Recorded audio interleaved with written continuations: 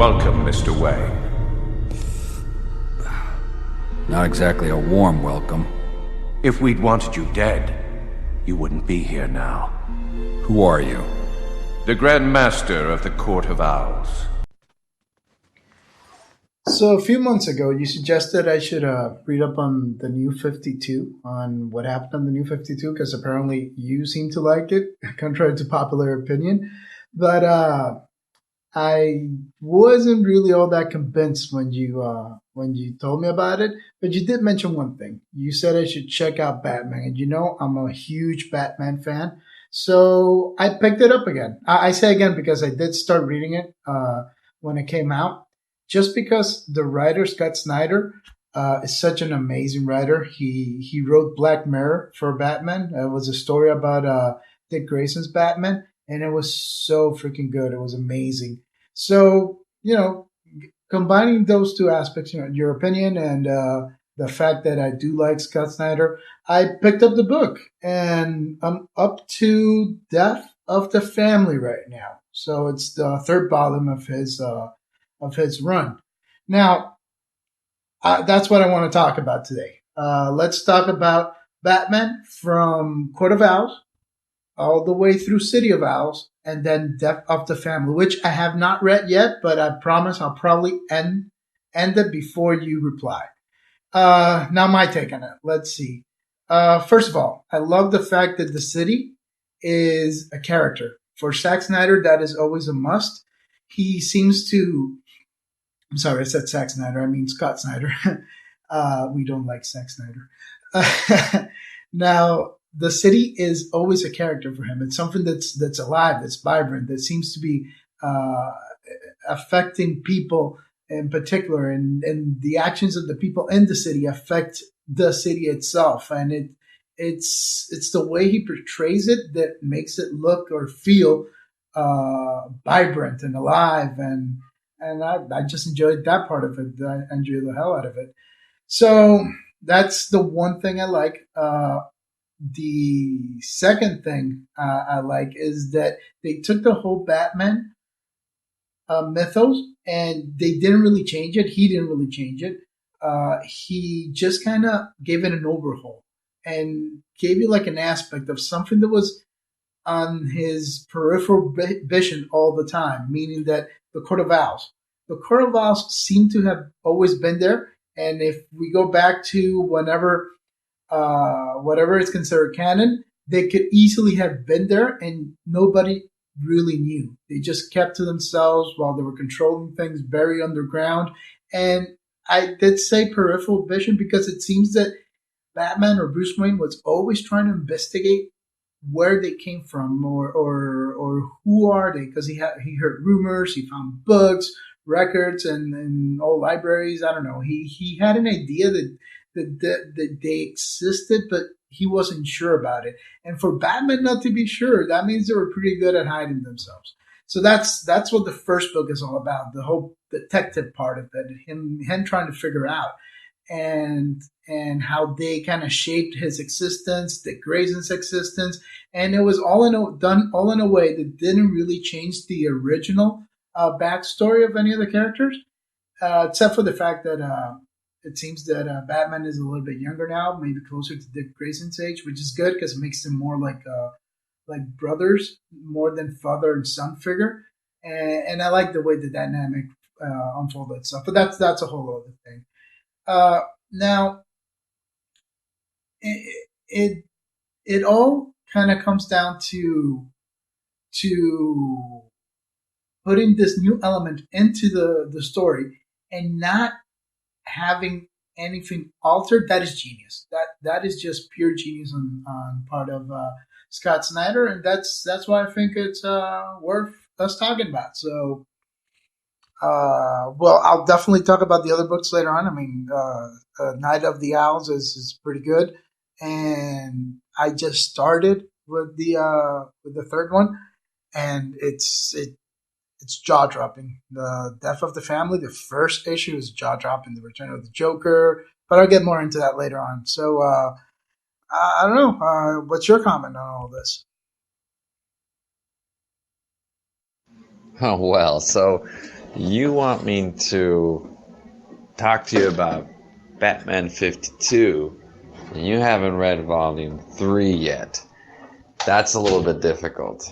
Because I've read all 7 of them by now, and you're gonna love it. It's good, and I'm glad you listened to me.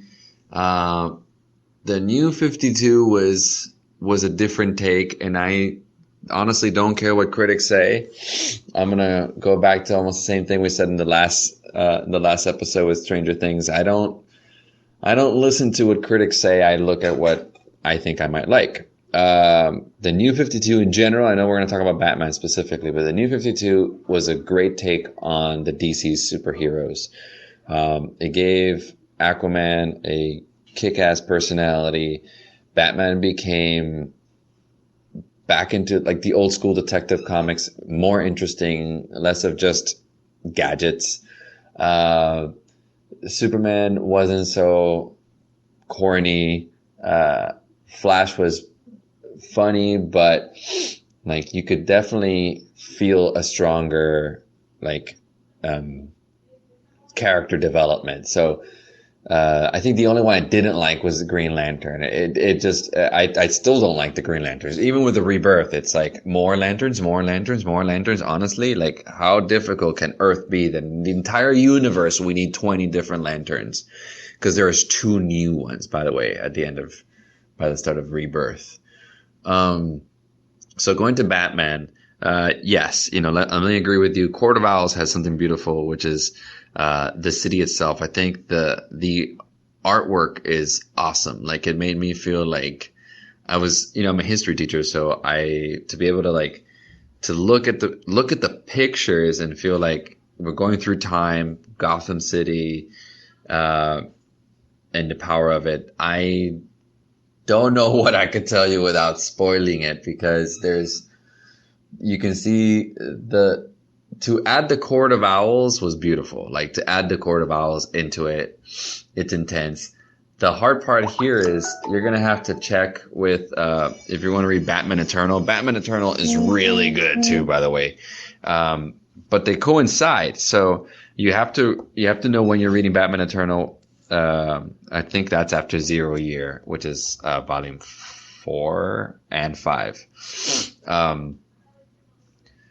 But that society of the owls is just a great character itself. Like the fact that they're always there, that they're like moving the chess pieces. It makes you feel. It reminds me a little of.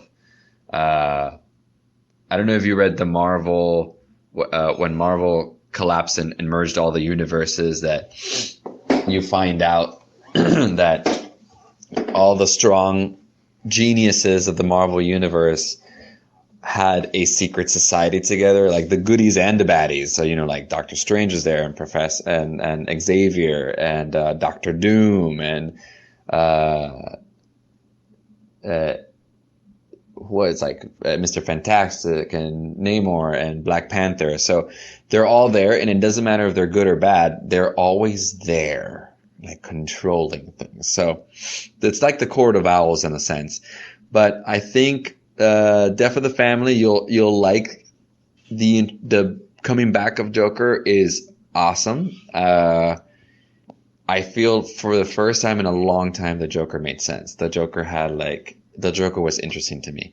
That is why I honestly never really liked Batman, because I felt Batman was all gadgety and like kind of goofy, and there were individual writers who did a good job portraying Batman and the Joker. But when you think about it, it's always been Batman and the Joker. Like Two-Face, I don't think is cool. Clayface is not cool. Scarecrow is so. The Penguin's kind of like a waste of time. Catwoman is a cool character, but I think that's the reason why I've never liked it. Like obviously Miller's Year One of Batman is good. The Killing Joke by Alan Moore is also good. But notice how those are separate characters, like separate volumes, like separate universe. This is the first time that Batman really made sense to me. Like these 7 volumes of Batman were great, like well written from beginning to end.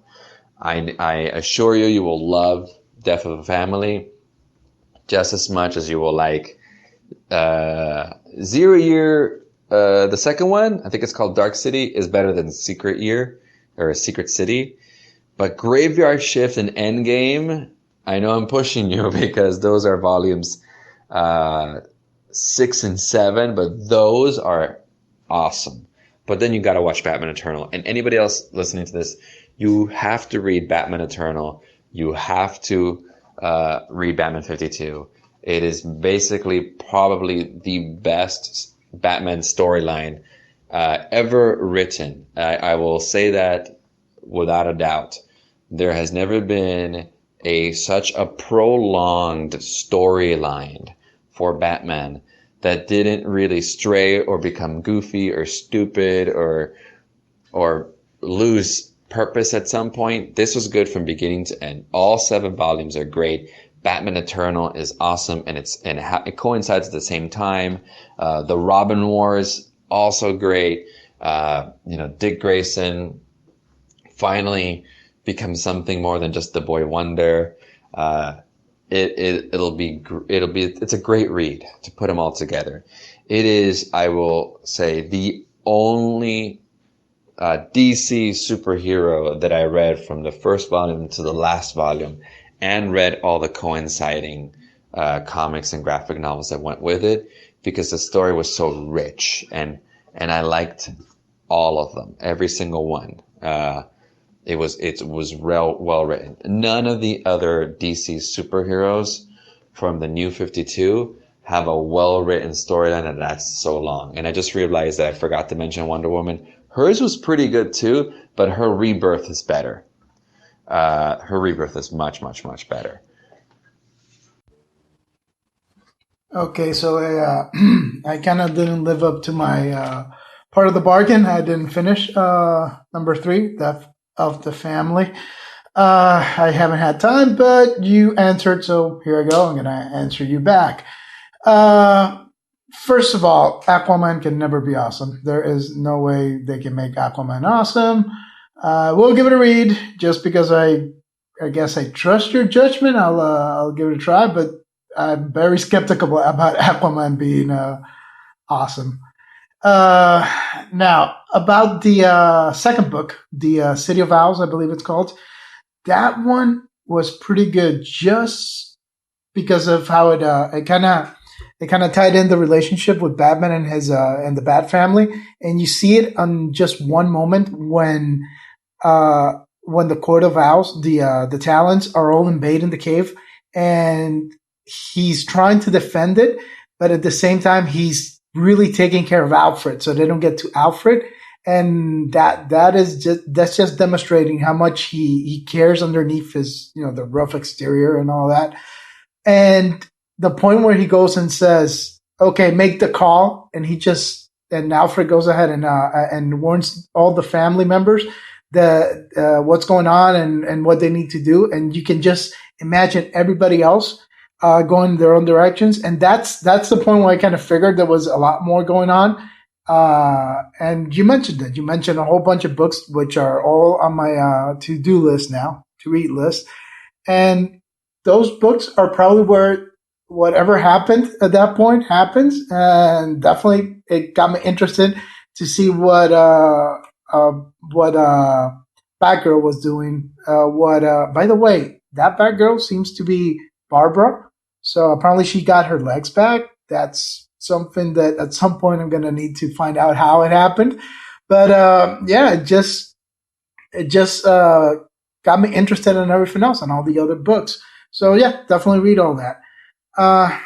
You can just, jumping ahead to what I have read from the third book, from Death of the Family, the first issue where you're seeing the lighter side of Gordon and you see him interacting with his police officers and how much he cares for them, and he's trying to quit smoking, so he looks a lot more human. You can relate a little bit to him, and all of a sudden the lights go out and it's just dark, and when the lights come back in, you just hear him say, or you don't hear him, you read it, but I heard it in my head. You hear him say, oh no, it's you, or something of that nature, or no, not you, and it's the Joker. And at that point, I swear I gasped.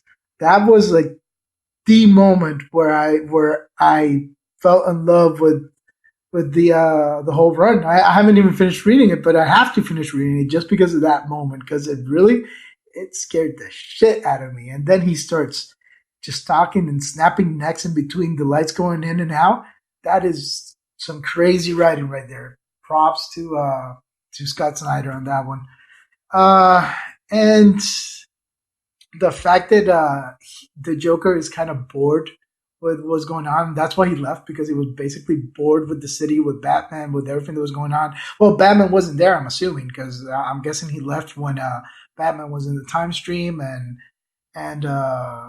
and Dick Grayson was filling in. So I'm guessing that he found out that Dick Grayson was not Bruce Wayne, or not the Batman he knows. So that's why he left. Actually, I think I read it. I think it's in Black Mirror. Not sure, or if not, I read it somewhere else. But yeah, just the fact that he's just bored, and he seems to treat this his relationship with Batman as if it were some sort of a romantic relationship, where he's trying to rekindle their love by going back to all the places where they used to have their little dates, date fight, or whatever you want to call it. That was just that again, just genius writing. I love this guy. I mean, Scott Snyder definitely gets two thumbs up from me, and the image from Greg Capullo is just amazing, top notch. Now, there is one thing I have a bit of an issue with what you just said. You can't really say Batman was always gadgety. I mean, there's been some really good writers on the ongoing Batman series.